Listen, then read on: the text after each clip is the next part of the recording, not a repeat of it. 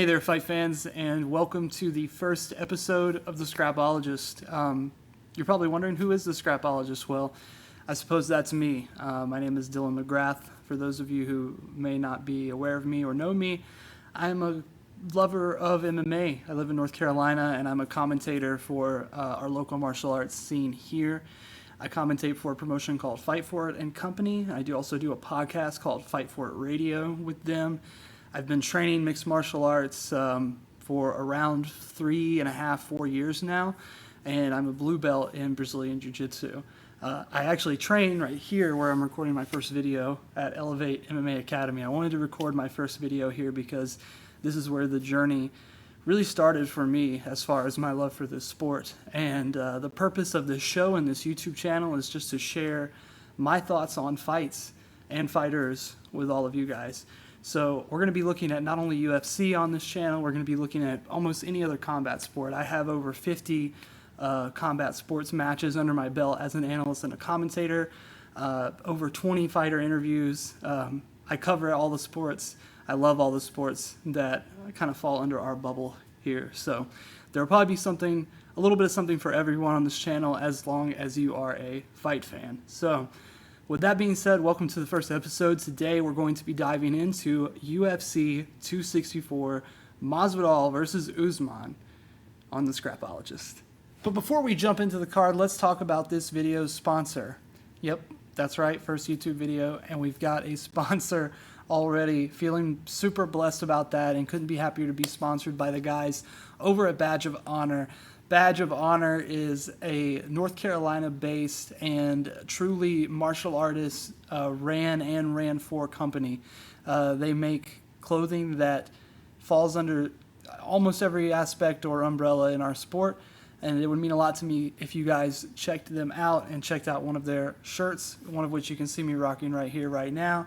Got the BOH logo on it. Also got another one that you guys will see in my next video, which will be, of course, the UFC 264 reaction video. So without further ado, let's get into this card and talk about Masvidal versus Usman and all the other goodies that await us in this action-packed one. All right, so UFC 264 is upon us. I'm recording this video on Thursday night, Saturday. Can't get here soon enough, and barring any kind of crazy COVID-itis or weigh-in issues, I think we have a pretty interesting card on our hands. If you're a hardcore fight fan, if you're someone who really likes to watch fights and want to see the guys who are the best versus the best, the Masvidal versus Usman might not do anything for you. Luckily, the other two fights on the card are two of the best fights, matchmaking-wise, maybe of the year. Definitely two of my most anticipated matchups in all of MMA this year, happening right underneath that huge main event. So there is a little something for everyone. I do find this card to be very, very top-heavy, though. I find it to kind of suffer from big-name-itis. Outside of those three fights, it doesn't really offer us much in the way of compelling matchups. Lots of unknown prospects and up-and-comers on this one. I'm not going to really spend too much time talking about the undercard. If there are prospects you guys want me to keep an eye on, or if you guys want me to talk about their fight in the reaction video, just leave a comment down below, and I will be sure to pay super close attention to that fight. So just for this video, starting things off here on the YouTube channel, we're going to be talking about the main card and maybe one or two of the other matchups that I think are worth mentioning, very interesting to me. Masvidal versus Usman. Well, my thoughts on Usman overall have changed a lot since I first became aware of him. I think the Sergio Moraes fight was the first time that I really took notice of this guy as someone who could potentially be a contender in the welterweight division. And he turned out to be more than a contender. He turned out to be the guy who would go on to completely shut down the champion, who at that time was looking super great. I mean, people get down on Woodley nowadays, but you have to remember that it was not long ago. It was 4 short years ago when Woodley was looking super great as champion and having two extremely close fights with Wonderboy both of which I feel like he won. He did have the draw in Madison Square Garden, but he had an insane defense streak as champion, and Usman just made him look like an amateur almost. And that's not to say anything negative about Tyron Woodley. He certainly is still one of the best welterweights in the world, and has had a crazy streak of coming up against guys that are just at the top of their game in the one of the toughest divisions in the sport. But getting back to Usman, he comes from that wrestling system, and you hear people in this sport talk about that wrestling system and what kind of athletes it creates all the time. And I think that Usman is a prime example of the kind of athlete you can get from a really good upbringing of wrestling. I mean, he truly has been training for this all his life. And of course, there's no way that you're going to out cardio him or develop the kind of cardio that he has over one training camp. I mean, his streak includes Gilbert Burns, Woodley, Dos Anjos, Colby Covington, Damian Maia, Emil Meek, and Sergio Moraes. I think he's got 3 stoppages out of all of his UFC appearances, but you know, a guy who's known for his ability to dominate, take fights to the fence, drag them to the ground, control on the ground, control along the fence, control. Typical of what we would see of a wrestler, but obviously Usman is of that higher echelon, that higher caliber of wrestler. Those rare once in a generation talent wrestlers for MMA that come along and are super dominant. And a lot of people would, you know, maybe mistakenly, if you're a new fan to the sport, or if you're not so familiar with grappling sports and you watch MMA, you may liken Usman to Khabib. Very, very different approaches to the grappling game overall from these guys. So, you know, Khabib is the kind of guy who will just dive on your leg, single leg, grab your ankle on a super low single leg and chase you to the fence if he needs to.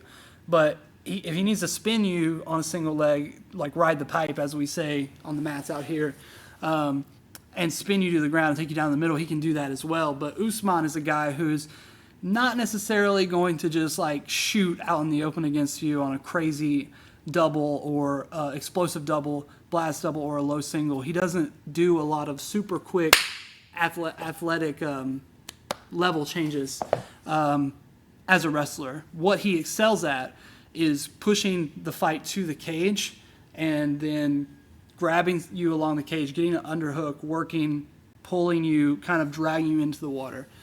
And that's not good for Jorge Masvidal, who in his worst days tends to rest along the fence. That was a big problem for the Woodley in the Woodley fight, was you cannot rest along the fence against Usman because that's where he's going to go to work. And in some of his most lackluster performances, I would say Jorge Masvidal tends to rest against the fence, or just rest in general, and then he'll lose a split decision. You know, James Krause, there's lots of fights where it's been close, and arguably he should have even won. Iaquinta is another one that we talk about, but it's because he doesn't have a great concept of when to press on the brake and when to press on the gas when the fight goes long. Now, if the fight is a banger and it's a couple rounds of punchy, kicky time, Jorge Masvidal is in for a very different night. But I think we all know that that's not what he can walk out there and expect from Kumaru. So what does a fight look like that Jorge Masvidal can win against Kumaru Usman? Well, obviously, you could see a situation where Jorge Masvidal goes out there and knocks out Kumaru Usman. Nobody's going to say that. Nobody's going to tell you that that's not going to happen, or that it has no possibility of happening if they know what they're talking about, because Jorge Masvidal is an elite. He is an elite level striker for that division, and he's got great boxing when he has adequate preparation time. The hand speed and some of the striking questions that were answered in the last bout were not the best that I've seen from Masvidal. So what I'm hoping to see is a bigger sense of urgency in the earlier rounds, but not this desire to just flatline Usman. I think that if he's got the kind of cardio that he needs to have for a championship fight, which, now that he has a full camp, we should see that. We're gonna if we see a fight play out that's longer that Jorge Masvidal wins, it will be a lot more jabbing than we saw in the first fight, and there will be a lot more of that shifting, stepping attack from Jorge Masvidal, and maybe more knees in the clinch or just more knees in general to try to stuff the grabbing and the clinching and the pressing of Usman. Obviously, Jorge Masvidal can starch him in the first 2 rounds and win. Even if he gets beaten bad in the first round, he can knock him out. But what we're talking about is, what does the fight look like? What does the game plan look like? Because that's the big question going into a fight that's a follow-up of a short notice bout, is what are you going to adjust? What changed? And game plan is the biggest thing. It's hard to develop a good game plan for a guy as elite mentally and elite physically as Kumaru Usman is. And so Jorge Masvidal and his team, he's got a brilliant team around him. They could have a game plan that is a lot different this time. So maybe we see something new and interesting out of Jorge Masvidal.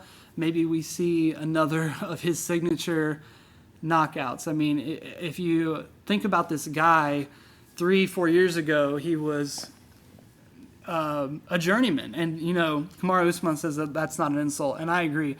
That is not an insult. To be a journeyman in this sport, there is a level of talent that you must possess that is elite. There are things you must go through that are testing, that are going to test you. And now you see Jorge Masvidal through this string of events, circumstance, preservation, sheer force of will, luck, and an insanely skillful performance against Ben Askren, short as it may be. And you can say that that's luck as well. When I say luck, I don't really mean fluke knockouts. What I mean by luck is he was in the right place at the right time, getting the right results to become one of the UFC's biggest stars. So it's no surprise to me that he's getting this rematch with Kumaru, especially considering that I feel like Kumaru was chasing the Jorge Masvidal rematch. He was in no hurry to fight another guy like Gilbert Burns for significantly less money. He'd rather take what he perceives probably as being an easier fight. So we'll see what happens.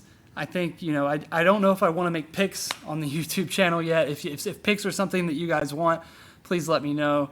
I obviously think that if you're a betting man, I think we'll see a lot of the money go to Usman. But Jorge Masvidal has a tendency to surprise all of us. So we will see what happens. Moving on to the co-main event of the evening, we're going to be talking about Zhang Weili, the strawweight champion, taking on Rose Namajunas in a 5-rounder. And this is just a super anticipated matchup for me. I don't really have a ton to say about it other than I'm looking forward to it.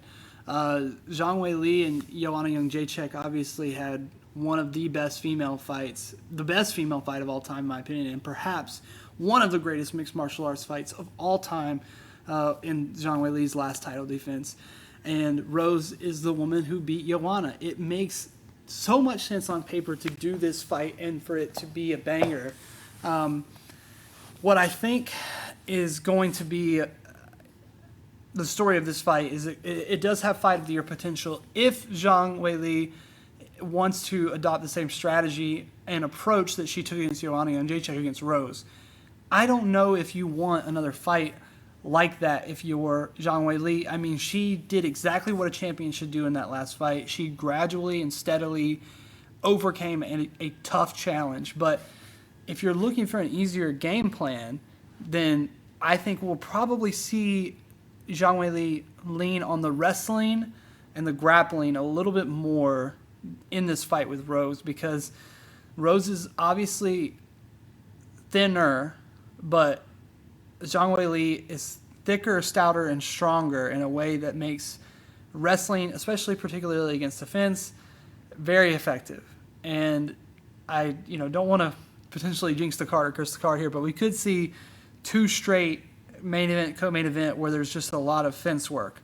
And if you're not like me, if that's not the kind of thing that you enjoy, then you might not be anticipating that. But I'm very interested to see how Rose has improved in that area, because she doesn't have a ton of obvious weaknesses, and I think Jessica Andrade kind of not exposed that weakness, but showed people that Rose is very beatable in that position. So I'm interested to see if Zhang Weili is interested in testing her in that area, that department. So I'm interested in seeing what happens in the first round, because the first round, if Zhang Weili comes out there and she has the exact same approach as she had versus Joanna, then maybe we're in for another 5-round banger, and we just don't know what's going to happen, and maybe one of them gets finished. Maybe it's another all-time great MMA fight. But if I'm Zhang Weili's camp, I think that I want to really rely on my strength advantage against Rose, because Rose is a pretty great striker, and she's kind of underrated on the ground. So working this fight primarily against the fence to tire Rose out is smart. So if Zhang Weili wins, what's next for her? I think there's only one answer for that. It's Valentina Shevchenko. It's the super fight. I know that people are kind of getting tired of the super fight era, but if there's a super fight that makes sense, it's, for me, the strawweight queen versus the undisputed queen of flyweight. And speaking of Valentina Shevchenko, she's unbelievably also fighting on this card. It's almost as if they're trying to set up that little fight. So let's talk about the bullet, shall we? Valentina Shevchenko, perhaps the most complete female mixed martial artist of all time, will be taking on Jessica Andrade in the tri-main, the third title fight down. Whenever they do these 3 title fight cards, I'm never sure what to call the opening title fight of the evening. But Jessica Andrade, obviously a worthy challenger. She's looked great since moving to the division and earned a title fight against Valentina, though in a division that's been cleared out as thoroughly as this one has. It's not exactly the hardest challenge in the world to find yourself earning a title shot against Valentina Shevchenko. But Jessica Andrade, what does she bring to the table that none of the other previous challengers for Valentina have brought? Well, I think it's obvious that the raw strength is a huge factor for her. She dumped Rose on her head and nearly killed her. So she's a super freakishly strong woman, especially for that division and that size. I think that her skill set could be a little bit better around using that strength. We'll see how long that approach can last. I mean, I think that we are seeing another Claudia Gadelha type of situation with Jessica Andrade kind of unfolding, but Jessica Andrade is more talented in many ways than Claudia was. But we're seeing someone who's depending on one particular aspect of their game to open up that aspect of their game later in the fight.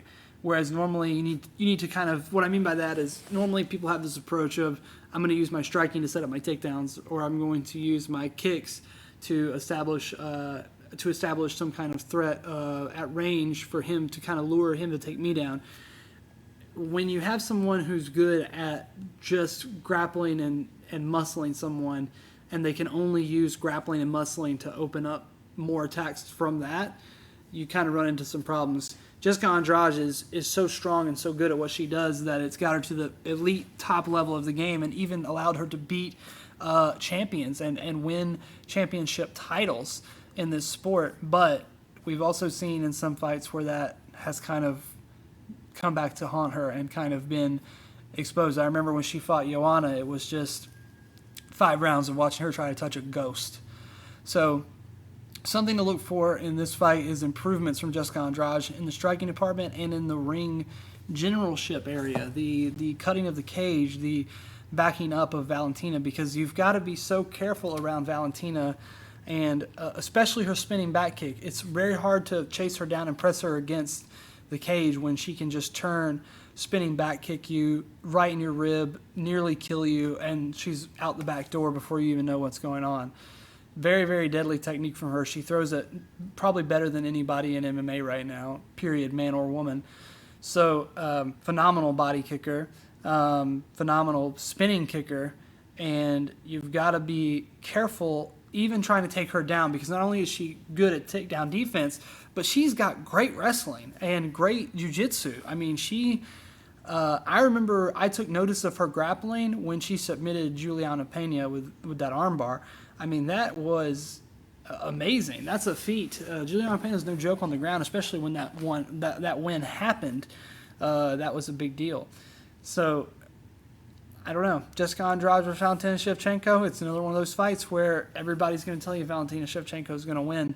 But the man in the arena who bets on Andrade, I wouldn't say that you have a 0% chance of going home empty-handed. I mean, Andrade is so gifted and strong that I do think that she can finish Valentina. I do think that she can slam Valentina on her neck and finish her, but I just think it's pretty unlikely that that's what we're going to see. 3 title fights down, and we're going to talk about some of the other fights on the card. I really want to only talk about 2 other fights. The other fight on the main card, of course, Anthony Smith, the Lionheart, taking on the Brute, Jimmy Croot from Australia. This seems like a fight where they're setting up Jimmy Croot for a big finish against a guy who fought John Jones, in my opinion. Anthony Smith has some kind of name value left over from his brief but incredible performance streak from around 2-3 years ago that culminated in him having a title fight against John Jones. Since that time, Anthony Smith has not had a very good time in the octagon. He's not looked great, and when he has looked good, he's looked good in fights that were very sloppy and gas station parking lot brawl level exchanges. So, is there more for Anthony Smith? Absolutely. Is there more for Anthony Smith against guys as young and as hungry and as eager to knock your lights out as Jimmy Croot? I do not think so. Jimmy Croot he's one of those guys. He checks all the boxes. He looks like a He-Man action figure. He has a cool accent. He's from an area where the market is booming and growing more than ever now. He checks all of Dana White's like jizz in my pants boxes. So if he can put it together like he has been since his one loss to Serkinov, if he can look like he has in those 2 fights against Anthony Smith, and he goes out there and starches Anthony Smith in 1 round, that's a big deal. We're going to be off to the races with Mr. Jimmy Croot. I mean, they've been looking for some kind of star at light heavyweight for so long, guys. I don't know if you'll remember Dominic Reyes. They put so much stock into that guy when he was leading up to beating John Jones. Then when he had the fight with John Jones and it was close, they put even more stock into him. And then he just goes out there and gets stonked by Jan Blachowicz, of course. Before that, Johnny Walker was the guy who was going to beat John Jones and shake up the light heavyweight division and bring it back to its glory days. But they still haven't found that guy yet. And Jimmy Croot definitely could be that guy. He definitely has all the potential in the world to be a star in Australia and maybe even beyond. I mean, I know a lot of ladies that follow the sport really like Jimmy Croot. So he's a good-looking guy, and I'm sure Dana White would love to put him on a bottle of body armor or a box of Wheaties or something like that in Australia, whatever they eat over there for breakfast. Last fight that I think is pretty interesting is the headliner of the prelims, Randy Brown versus the other cowboy, the Brazilian cowboy, Alex Oliveira. Randy Brown is a great prospect and someone that I have been following for a super long time since he first made appearances in the UFC.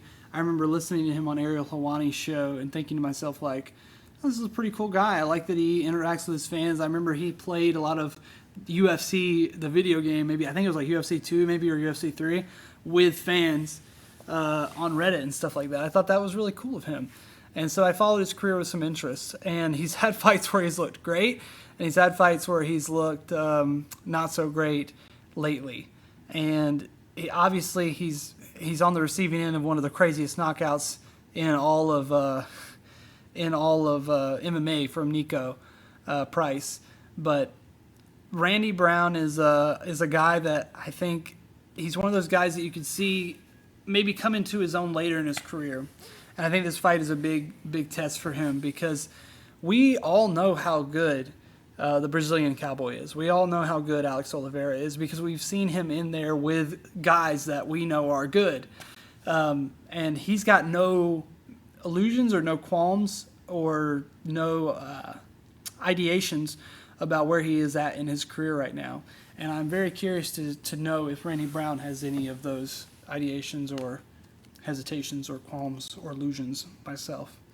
So I'm very interested to have my eye on Randy Brown this weekend. I don't necessarily want to get too much into about this fight, what this fight could look like, because I don't know for sure. I am just giving you this information that Randy Brown has something to prove this weekend, I think, to the people at the UFC. I don't know how many fights are left on his contract, but I'm not going to say it's do or die for him, but he is in a situation where he has something to prove, and he probably has a big chip on his shoulder. So keep an eye on that fight as well.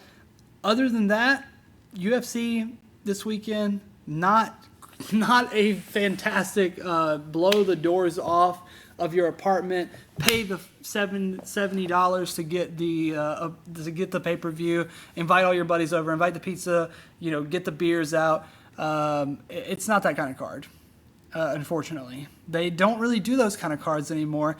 And I think COVID might have a lot to do with that. It's hard to get all the people that you want in the right places at the right time. But first weekend back with a live crowd, I don't want to really get into how I feel about that because the whole world is a mess, obviously, right now. But at least the UFC is returning to somewhat of a sense of normalcy. I hope the rest of the mixed martial arts world can follow suit very, very soon.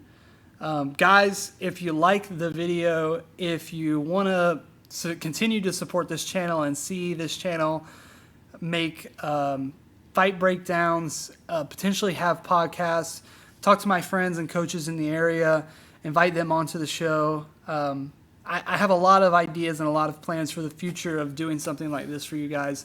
If the interest is there, if the want is there, to hear me talk about fights and to hear my thoughts on things that are going on in the mixed martial arts world. So if you are interested, there's a thumbs up button down below. You give that a click for me, and you could also click the subscribe. And if you're feeling super swell, go ahead and ring the bell as well, and you'll get a notification every time I upload a video. Next one's coming up real soon. We're going to be talking about the results of UFC 264 Masvidal versus Usman. So this is the Scrapologist, and I am the Scrapologist, Dylan McGrath, signing off.